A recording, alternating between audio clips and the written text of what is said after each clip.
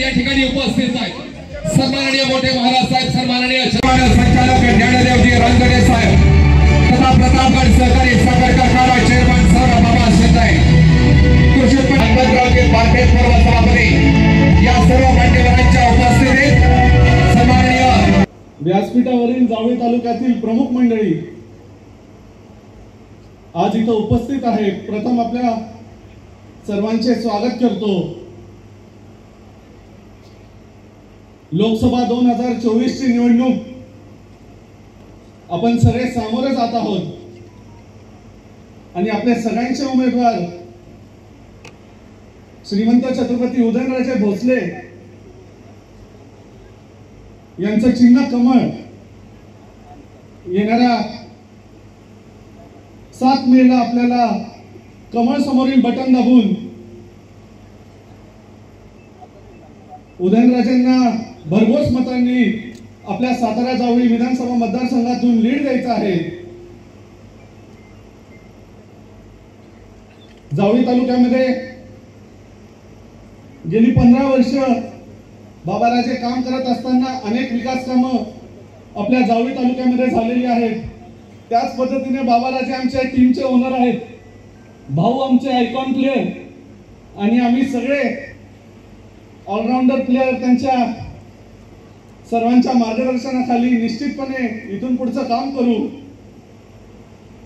फक्त एकच आहे भाऊ, ते मायगड वागेवरचे कोण आपले मॅच फिक्सिंग करणारे खेळाडू आपल्यात घेऊ नका।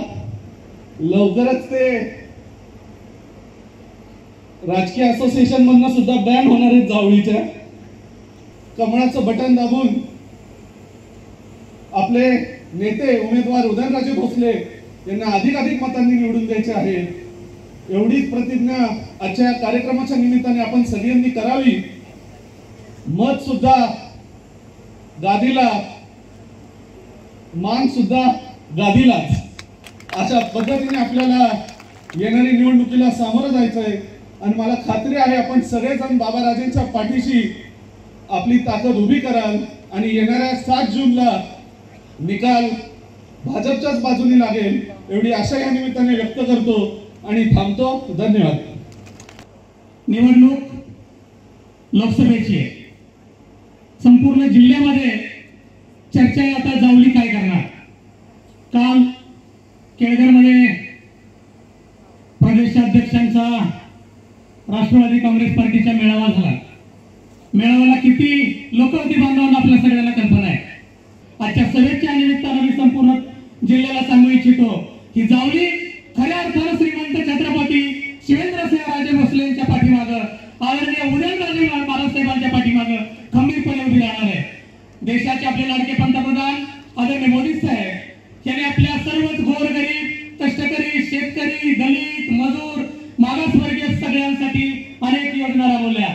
त्या योजनांच्यासाठी आमचा खासदार खऱ्या अर्थानं सातारा जिल्ह्यामध्ये प्रचंड बहुमताने निवडून जाऊन आदरणीय मोदी साहेबांना पंतप्रधान बनवण्याला त्या ठिकाणी सातारा जिल्ह्यातून हात वर करेल अशी शपथ या निमित्तानं आम्ही संपूर्ण जावळीकर घेतो। मोदी साहेबांनी खऱ्या अर्थानं या देशाचं नेतृत्व मोठ्या प्रमाणात केलेलं आहे। 24 तास देशाच्या हितासाठी, देशाच्या रक्षणासाठी काम करणारं मोदींचं नेतृत्व आज आपल्याला या देशाला मिळालेलं आहे। अनेक पंतप्रधान होऊन गेले, परंतु मोदींचा एवढा प्रचंड विकास या देशामध्ये अजूनही कुणी पाहिला नव्हता। 370 कलम हटवलं गेलं बांधवांनो। खऱ्या अर्थानं मोदी साहेबांना धन्यवाद दिले पाहिजे। या देशातला, या तालुक्यातल्या, या जिल्ह्यातले आणि या महाराष्ट्रातले अनेक वीर त्या ठिकाणी बळी गेले। त्या दहशतवाद्यांनी आपल्या मातीतल्या लोकांचा खऱ्या अर्थानं त्या ठिकाणी छेड केला, रक्त पिलं।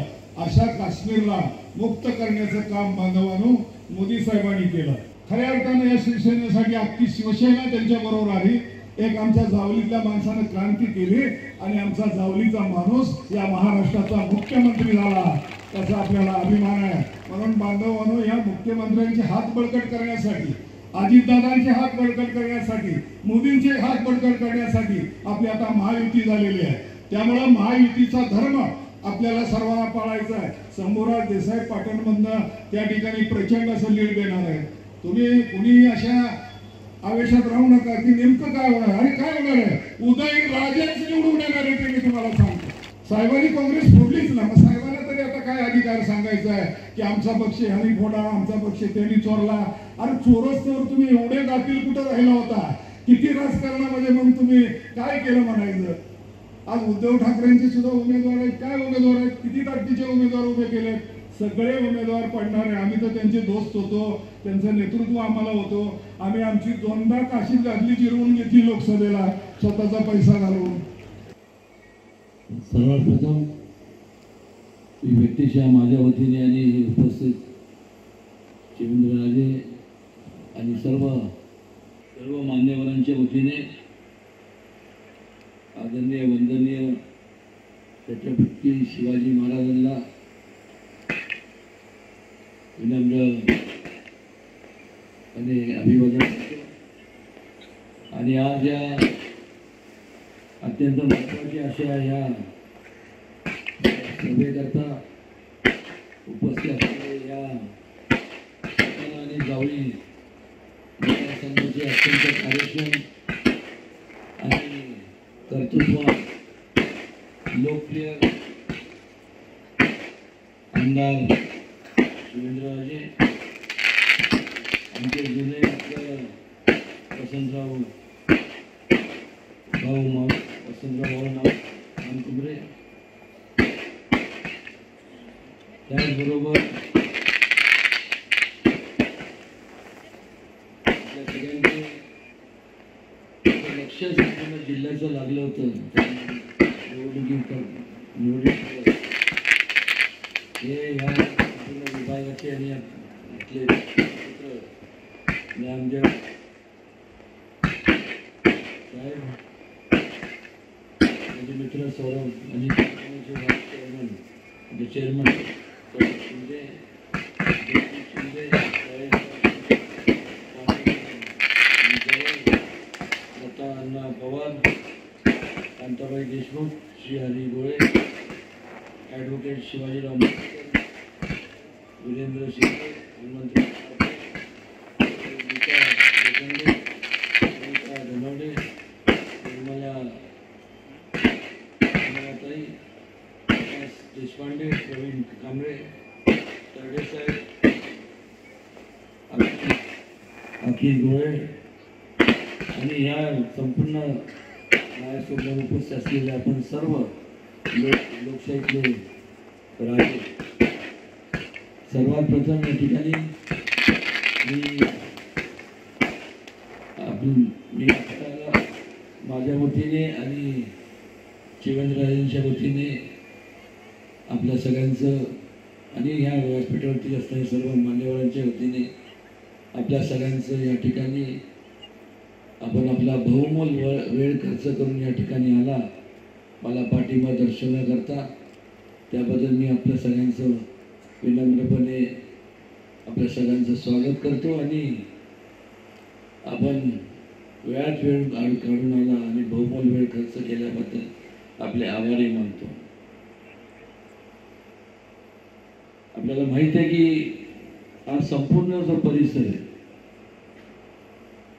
जावळी असेल, महाबळेश्वर असेल तालुका असेल, पाटण तालुका असेल, हा संपूर्ण अत्यंत सह्याद्रीचा जो हा परिसर आहे, हा अत्यंत सुंदर आणि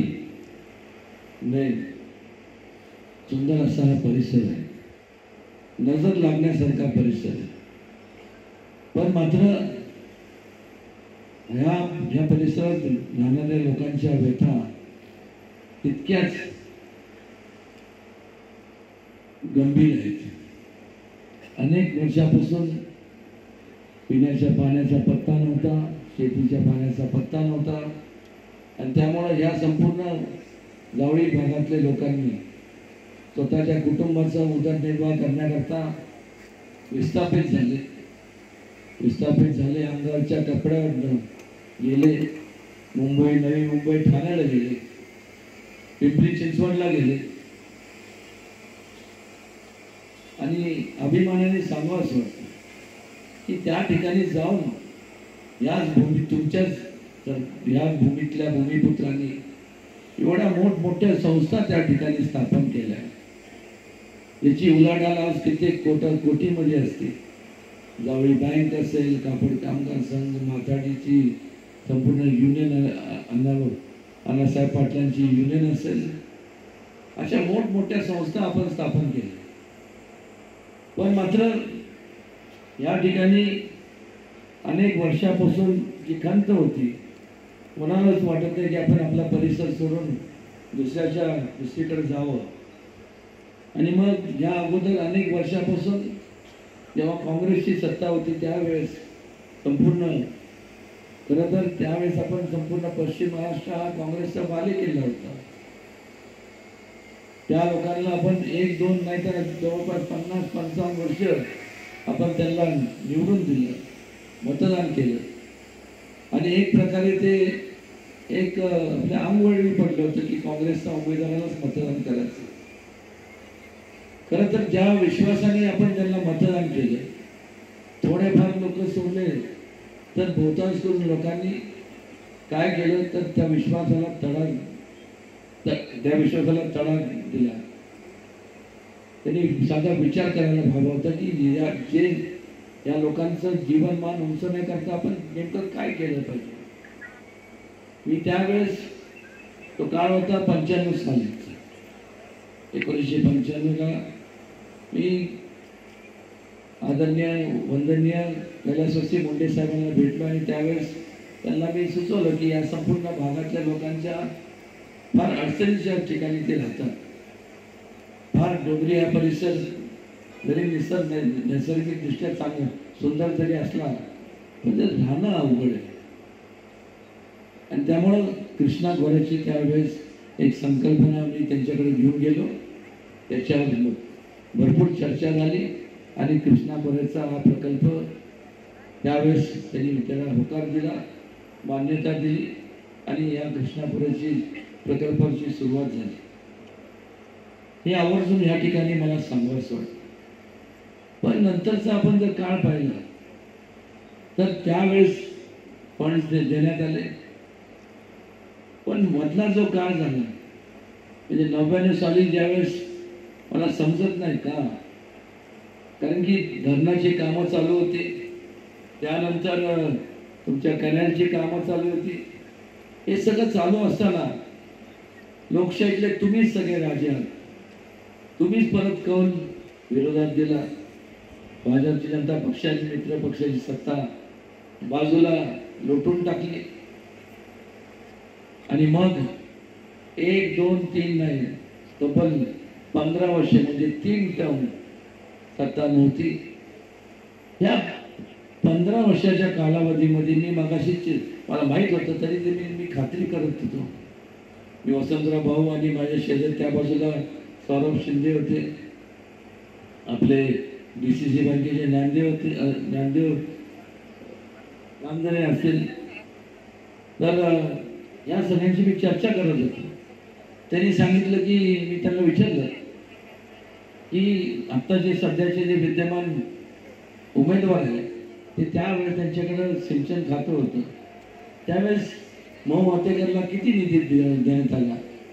त्यांनी सांगितलं 0. म्हणजे मला समजत नाही, ज्यावेळेस आपण लोकांच्या समोर जातो मत मागण्याकरता, लोकांच्या समोर जातो की बाबा मला मतदान करा, ज्या वेळेस तुमच्या हातात सत्ता होती तेव्हा तुम्हाला तुमचे विचार कोणी जखडून ठेवले होते का, तुमचे हात कोणी पकडले होते का सही करण्यापासून. मग का तुम्ही निधी, पुरेसा निधी या संपूर्ण भागातल्या लोकांची जी मूलभूत मागणी होती पिण्याच्या पाण्याची आणि शेतीच्या पाण्याकरता, ते का तुम्ही त्याला दिलं नाही. हे सुद्धा तुम्ही ज्यावेळेस ते येतील त्यांना हे विचारणा करणं गरजेचं आहे.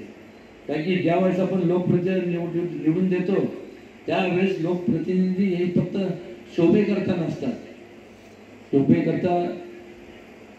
शोभेकरता नसतात. त्यांचं कामच हे असतं की ज्या लोकांनी आपल्याला आमच्या सगळ्यांना खासदार आणि आमदार म्हणून जेव्हा आपण निवडून देतात तेव्हा आमचं कर्तव्य बनतं की तुमचं संपूर्ण त्या विश्वासाला आम्ही पात्र राहू. आणि मला या ठिकाणी आवर्जून सांगावं असं वाटतं, केलेली कामं जर बघितली तर निश्चितपणे तुमचे लाडके आमदार, आपल्या सगळ्यांचे लाडके आमदार हे त्या तुमच्या विश्वासाला त्या काबिल आणि पात्र राहिले हे आवर्जून या ठिकाणी मला सांगावं असं वाटतं. त्याचबरोबर संपूर्ण परिसरामध्ये जो बंद पडलेला प्रतापगड कारखाना होता, त्यावेळेस शिवेंद्रराजे काय त्यावेळेस इथले त्यांचं कार्यक्षेत्र जावळी नव्हतं. त्यावेळेस कोणाचं कार्यक्षेत्र जावळी होतं, कोणाचं होतं? सध्याचे जे विद्यमान उमेदवार आहेत त्यांचं होतं का नाही? हो का नाही? मग मला सांगा त्यावेळेस काय झालं? तो कारखाना बंद पडला, राजकारण झालं. आणि मग मला अजून आठवते की वहिनी आणि सौरभ हे मला भेटले आणि त्यावेळेस आम्ही सर्व त्यांना घेऊन ठिकठिकाणी आम्ही दिल्लीत गेलो, अधिकाऱ्यांना भेटलो, संबंधित माणसांना भेटलो आणि या ठिकाणी सुद्धा भेट घेतली. आणि घेतली जर नसती तर तुम्हाला सांगतो, हा प्रतापगड सहकारी कारखाना हा सुद्धा तुमच्या मालकीचा नसता. हा सुद्धा गिळंकृत करायचं विचार संबंधित जे आता उमेदवार आहेत त्यांचं होतं. म्हणजे मला समजत नाही की प्रत्येक गोष्टीत सर्व मी हा मीपणा हा चांगला नाही आहे. कारण गांधीजींनी त्यावेळेस जो कान मंत्र दिला होता, पंचायत राजचा जो कान मंत्र दिला होता, म्हणजे पंचायत राज म्हणजे काय? म्हणजे पंचायत राज म्हणजे सत्तेचं केंद्रीकरण नाही, सत्तेचं विकेंद्रीकरण करून सर्वसामान्य माणसांच्या हातात सत्ता स्थान देणं, तरच खऱ्या अर्थाने लोकशाही ह्या संपूर्ण देशात खऱ्या अर्थाने नांदणार. हा कान मंत्र दिला होता. पण काय लोक त्यांना आपल्या पलीकडे दुसरं काय दिसत नाही. निवडणुका आल्या की बिंबीच्या देठापासून मग डोळ्यात पाणी आणणं आणि सांगणार मी ह्याच मातीतला आहे, त्याच मातीत आम्ही कुठल्या मातीतले आहोत हे सांगा ना. आज मला सांगा, पण असं समजायचं देऊन सांगा की तुम्ही ह्या मातीतले आहात. मग मला सांगा, शिवेंद्रराजे ह्या मातीतले नाही का? आम्ही नाही ह्या मातीतले. बरं, आता ते सुद्धा मी सोडून देतो. चला, मी आणि शिवेंद्रराजे ह्या मातीतले नाही आहे. पण मग तुलना केली जाते. तुमच्या हातात जेव्हा सत्ता होती, तुम्ही ह्या मातीतले, तुम्ही काम किती केलं ते एवढं. शिवेंद्र ह्या मातीतले, राजे ह्या मातीतले नाही, त्यांनी काम किती केलं एवढं. आता मला सांगा, हे कधी होतं? हे बोलण्याच्या गोष्टी असतात. मगाशी शिवेंद्रराजे मी बारकाने त्यांचं मनोगत व्यक्त करताना मी ऐकत होतो. खरोखर म्हणजे त्यांनी आज त्यांचं आयुष्य समाजसेवेला म्हणजे आमच्या काकांपासून आजपर्यंत संपूर्ण आयुष्य आमच्या घराण्याने, मी देखील, आम्ही सर्वांनी, आमच्या वडील देखील असतील होते त्यावेळेस. पण आम्ही सगळ्यांनी कधी असा विचार केला नाही. आम्ही जेव्हा कुटुंब म्हणतो, त्या कुटुंब म्हणजे माझी बायको, माझे मुलं, आई वडील असं नाही. आमचं कुटुंब म्हणजे तेवढ्यापुरतं मर्यादित नाही. तुम्ही सर्वजण जे आहात ते आमचं कुटुंब म्हणून आम्ही समजतो. आणि वाटत त्या परिस्थितीत तुम्हाला जतन करणं, तुमचं प्रगती कशी होईल, तुमचे कुटुंबातले जे तरुण आहेत ते भरारी कशी मांडतील, हा विचार आमच्या मनात नेहमी असतो. या ठिकाणी मला अजून एक मला या ठिकाणी सांगावं असं वाटतं की जेव्हा तो काळ होता त्यावेळेस भोंडारवाडीचं धरणाची आम्ही त्याचा प्रस्ताव आम्ही तयार केला. आणि मग गिरीश महाजनांकडे आम्ही जाऊन त्यावेळेस त्यांनी सांगितलं लवादामध्ये आपल्याला देता येत नाही, पण आपल्याला पिण्याच्या पाण्याकरता आपल्याला त्याची मंजुरी मिळू शकते. त्यावेळेस ती देण्यात आली. पण शिवेंद्रराजे त्यात सुद्धा अत्यंत चिकाटीने त्यांची चिकाटी मांडली पाहिजे. ते म्हणले नाही, फक्त पिण्याच्या पाण्यासाठी नाही तर शेतीच्या पाण्यासाठी सुद्धा ह्या लोकांकरता ते पाणी उपलब्ध झालं पाहिजे. आणि मला अभिमानाने सांगावंसं वाटतं ते त्यांच्या परिश्रमामुळं आणि त्यांच्या जे काही जवळचे जे काही मान्यवर असतील ते सर्वांच्या परिश्रमामुळं आज त्या बोंडारवरच्या धरणाला त्याची सुद्धा परवानगी मिळाली आणि लवकरच त्या संपूर्ण याचं कामाला सुरुवात होईल. खरं तर ज्या वेळेस यांच्याकडे समोरच्या उमेदवारांकडे सिंचन खातं होतं, मग वातेकरला फंड्स नाही तर देऊ शकले असते, दिले नाही. बोंडारवाडीला सुद्धा निधी उपलब्ध करू शकले असते, दिले नाही. म्हणजेच याचा अर्थ की चांगला मुहूर्त त्यावेळेस नव्हता आणि ते हे दोन्ही कामं शिवेंद्रराजेंच्या हस्ते व्हावे म्हणूनच काळ सुद्धा वाट बघत होता आणि त्यामुळं आज हे संपूर्ण घडत आहे. हे करत असताना आपण जेव्हा म्हणतो की बाबा आपल्या या भागातले लोक या भागातच राहिले पाहिजे, कारण की मुंबईसारख्या ठिकाणी गेल्यानंतर तिथं सगळ्यांनाच नोकऱ्या मिळतात अशातला भाग नाही.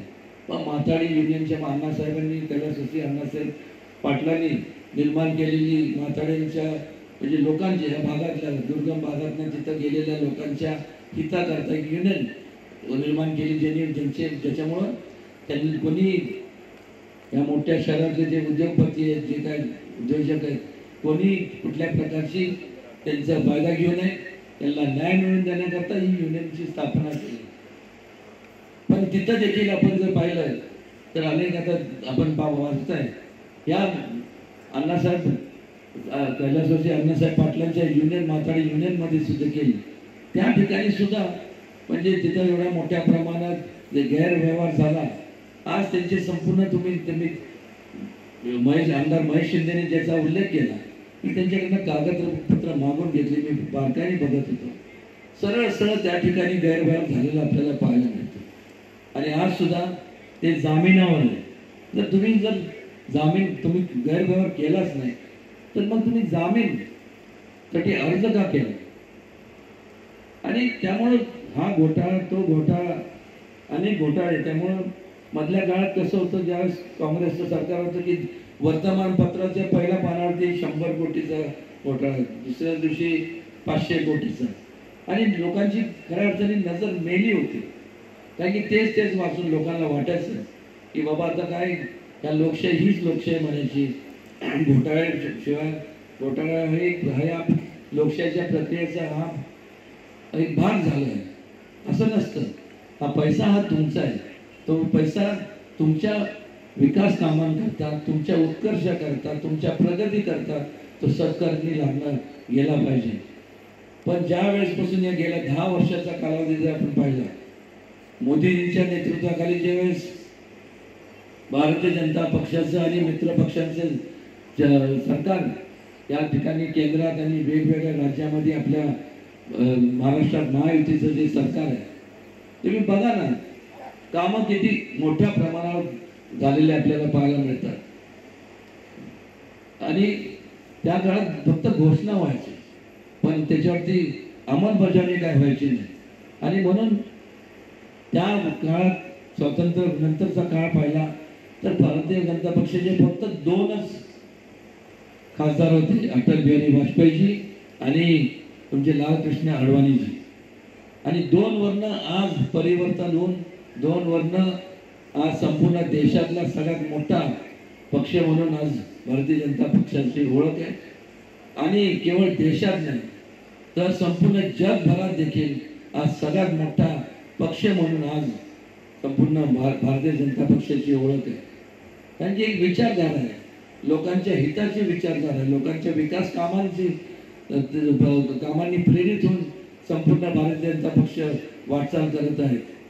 आणि त्यामुळे खऱ्या अर्थाने मगाशी जे काय लोक संपूर्ण त्या मुंबई आणि इतर ठिकाणी गेलेले आहेत ते जे विस्थापित होऊन त्या ठिकाणी गेले त्यांना पुन्हा एकदा ते या ठिकाणी प्रस्थापित आपल्याला करायचे. आणि त्याकरता मोठ्या प्रमाणावरती केंद्र शासनाच्या माध्यमातून राज्य शासनाच्या माध्यमातून भविष्य काळामध्ये शिवेंद्रराजे आम्ही दोघं हातात हात घालून ॲग्रो टुरिझम असेल, टुरिझम त्याचबरोबर वेगवेगळे इतर इन्फ्रास्ट्रक्चर तर आपण मगाशी अनेकांचा तोडून उल्लेख निघाला की दळणवळणाचे रस्ते या डोंगरी भागात तर तो एक सगळ्यात दुसरा एक महत्त्वाचा प्रश्न असतो.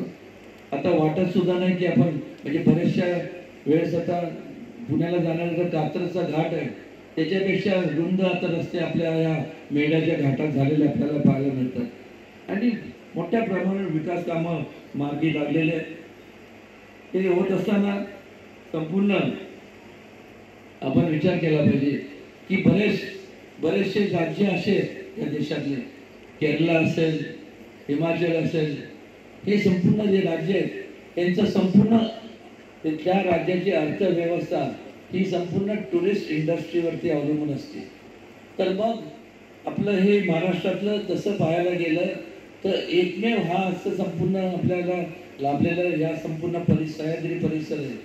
एकमेव संपूर्ण जागतिक नकाशावरती जर कुठलं हिल स्टेशन असेल तर आपल्याला जे इथून वर दिसतं कारण की जसं खालची बोंडारवाडी जसं वरची बोंडारवाडी आहे तो संपूर्ण परिसर म्हणजे महाबळेश्वर आणि पाचगणी हे तसं पाहायला गेलं तर एकमेव जागतिक नकाशावरती टुरिझमच्या मॅपवरती एकमेव असं या महाराष्ट्रातलं एकमेव असं हिल स्टेशन म्हणून नोंद आहे आणि त्यामुळं जास्तीत जास्त टुरिझम इंडस्ट्रीला चालना देण्याचं काम आम्ही करू. काल अनेक लोक नेहमी बोलत असतात, वास्तविकरित्या मी शिवेंद्रराजे आणि या ठिकाणी रांजणेला वसंतराव भाऊंला आणि जे काय मग जे मान्यवर असतील त्यांना मी विनंती नाही तर मी तर म्हणतो की हे निवडणुका जाहीर काळ संपल्यानंतर एक बैठक घेऊया आणि कारण असताना जे माझ्यावरती काल मला माहीत नाही का मी तर काही कोणाला त्रास देत नाही पण कारण असताना तोंडसूक घेण्यात आलं की त्या ठिकाणी आम्हाला शिक्षणाचं कर्ज आम्हाला मिळण्याकरता बाधा येते, पीक कर्जासाठी पण बाधा येते, वारस नोंदीसाठी बाधा येते. माझं ह्याला कुठंही माझं त्याला मी माझा नकार नाही आहे. तुम्ही सांगा कसं करायचं काय करायचं ते बसून ते सुद्धा आपण बसून करून घ्या. त्यामुळं तुमच्या कुठल्याही विकासाच्या जे दिशेने तुम्ही वाटचाल करणार आहात त्यात कुठेही माझं आडवा पाऊल कधीच नव्हतं आणि कधी नसणार आहे हे आवर्जून या ठिकाणी मला नमूद करावं असं वाटतं. आणि वेळ बराच झाला त्यामुळे मी फार काय बोलत नाही पण बोंडारवाडीच्या तिथं सुद्धा देखील आपण सगळ्यांनी सहकार्य करावं. आणि एक मला कळत नाही की काल या ठिकाणी त्या पक्षाचे प्रदेश अध्यक्ष देखील आले ते काय बोलले त्याला मला माहीत नाही नेमकं त्यांना काय बोलायचं होतं. किंबहुना या ठिकाणी झालेले रस्ते सुंदर रस्ते आणि संपूर्ण डेव्हलपमेंट जी झाली ते पाहून त्यांचे सुद्धा कारण की सध्याचे त्यांचे जे उमेदवार आहेत त्यांनी सांगितलं असेल की त्या तिथं काय झालं नाही काम नाही हे नाही ते नाही पण जेव्हा त्यांच्या पक्षाच्या अध्यक्षांनी ज्यावेळेस बघितलं त्यावेळेस ते सुद्धा कुठल्याही मी सौरभ शिंदेशी विचारत होतो की नेमकं त्यांच्या ह्या तिथं थोड्याफार म्हणजे सभा तर म्हणता येणार नाही पण मीटिंग सुद्धा म्हणता येईल. छोटीशी जसं पारावरची बैठक असती त्या पारावरच्या बैठकीत नेमकं काय बोलण्यात आलं तर ते म्हणले की त्यांनी सांगितलं की तुमचे सध्याचे जे म्हणजे जे उमेदवार आहेत महायुतीचे ते नेमके कुठं असतात. मला त्यांना एकच सांगायचं आहे मी कुठं जरी असलो तरी लोकांच्या विकासाच्या कामातच असतो. तुम्ही कुठं असता तेवढं मला सांगा कारण की तुमच्या हातून ह्या तुमच्या ज्यावेळेस तुम्ही या भागाचं प्रतिनिधित्व केलं असं ठोस काम काय केलं. आणि मला अजून आठवतं की त्यावेळेस संपूर्ण हा एक मात्र केलं दोन थापा डोळे मारणं चिमटा काढणं असं करणं तसं करणं तू इकडे ये तिकडे ये मुंबईला ये आणि ते मुंबईला येऊनच निम्म्याच्या वेळ तर घाईला आले. पण मात्र या ठिकाणी आपण भूतापांना बळी न पडता आपण विचार करणं गरजेचं आहे. या ठिकाणी उदयनराजेंना मत का द्यायचं आणि का नाही द्यायचं ह्याचा सुद्धा तुम्ही विचार करणार आहात का नाही. आज मला सांगा महायुतीची ज्या माध्यमातून जे प्रगतीचे कामं होतात एक प्रकारचं संपूर्ण भारतीय जनता पक्षाच्या मोदीजींच्या नेतृत्वाखाली महिलांचं सक्षमीकरण असेल, तरुणांना एक प्रकारचं मोठं दालन उभं केलं इनोव्हेशनच्या खाली. मेक इन इंडियाचे प्रोजेक्ट्स आता आपल्याला पाहायला मिळतात. इन्फ्रास्ट्रक्चर या ठिकाणी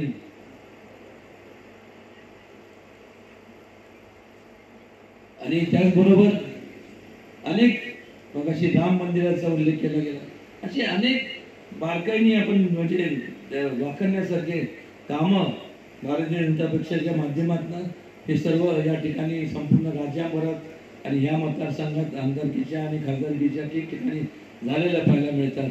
आणि म्हणून आपल्याला आपण विचार करायला लागणार आहे की आपल्याला ज्यावेळेस हे कधी होतं, ज्यावेळेस स्थिर सरकार असतं आणि ज्यावेळेस अस्थिरता असते तेव्हा काहीच होत नाही.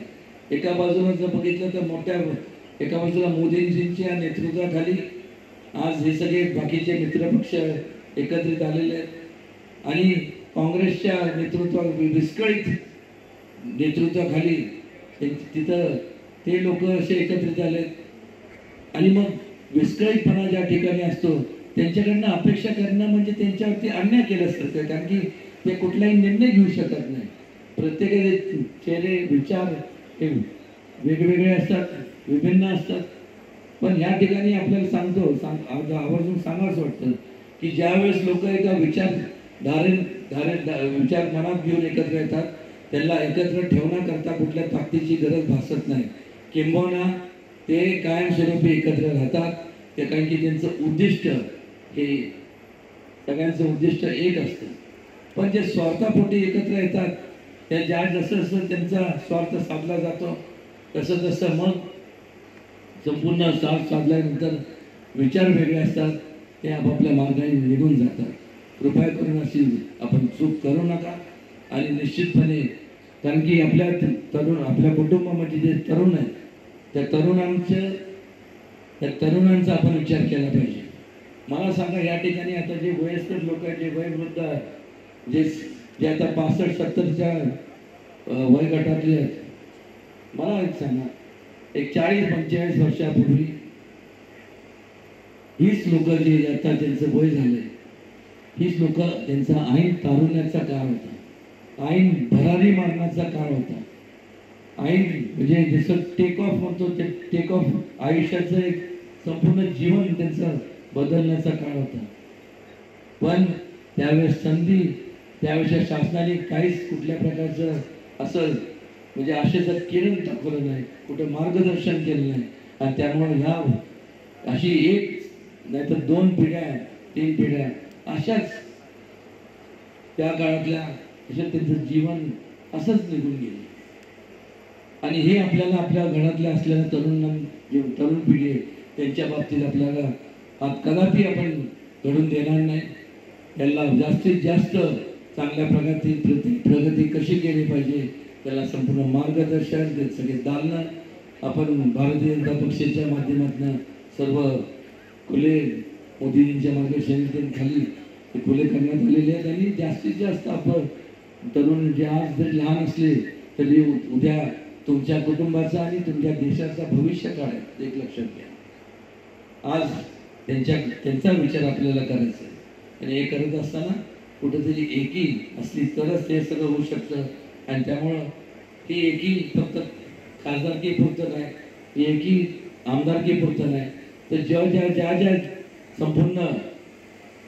संपूर्ण स्थानिक स्वराज्य संस्था असतील त्या ठिकाणी सुद्धा योग्य त्या संपूर्ण उमेदवारांना तिथं उमेदवारी दिली जाईल.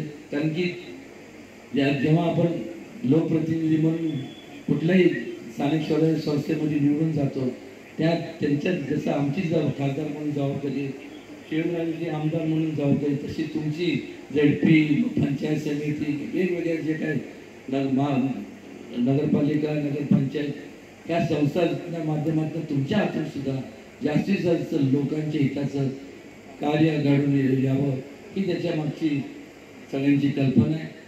आणि या ठिकाणी मला एवढंच सांगायचं वाटतं की काय लोकांना भरपूर वेळ असतो, काम करायला वेळ नसतो, पण गाड्या लावायला भरपूर वेळ असतो. माझ्या आयुष्यात मला कधी काय जमलं नाही, पण निश्चितपणे एक सांगतो की चुकीचा जर आपण निर्णय घेतला तर हा सगळा डोंगरी परिसर आहे, काड्या लावून वनवा पेटवायचं आणि तुमचं संपूर्ण प्रगती घटवण्याचं काम निश्चितपणे होईल आणि ते आपल्याला होऊन द्यायचं नाही. या ठिकाणी आवर्जून आम्हाला सांगायचं वाटतं. आणि या 4-7 दिवसानंतर मोदीजींची सभा आहे 29 तारखेला. 1 तारखेचं 1 वाजताचं टायमिंग आहे. आपण सर्व मोठ्या प्रमाणावर त्या ठिकाणी यावं आणि निश्चितपणे मोदींचे विचार आपण ऐकावेत. त्यातनं भरपूर घेण्यासारखं आहे. एवढंच या प्रसंगी सांगतो आणि पुन्हा एकदा आपल्या फारसा वेळ न घेता मी आपली रजा घेतो. जय हिंद, जय महाराष्ट्र, जय जावळी.